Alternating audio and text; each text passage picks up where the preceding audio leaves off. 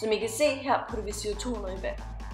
Man kan også se det på, at farven skifter sig til en lysere farve, og det viser altså, at der er meget CO2 nede i vandet. Vi har her tilsat 2 planter i 2 af reagensglassene.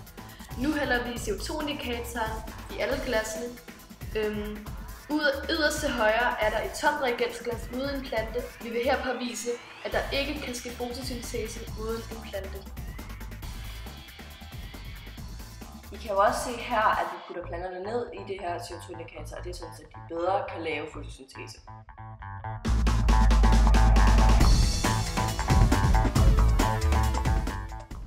Nu putter vi så staniol på en af de her reagensglas, og det er sådan for at påvise, at uden sollys, den energi, så kommer der altså ikke til at ske fotosyntese. Nu fjerner vi papiret, sådan så der kan komme sollys ind.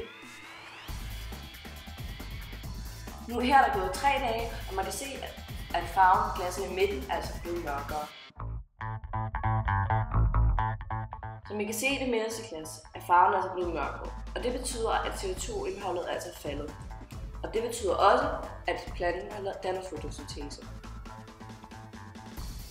Vi fjerner nu staniolen fra reagensglasset til venstre. I kan se, at farven ikke har ændret sig, så der er ikke sket fotosyntese i dette reagensglas.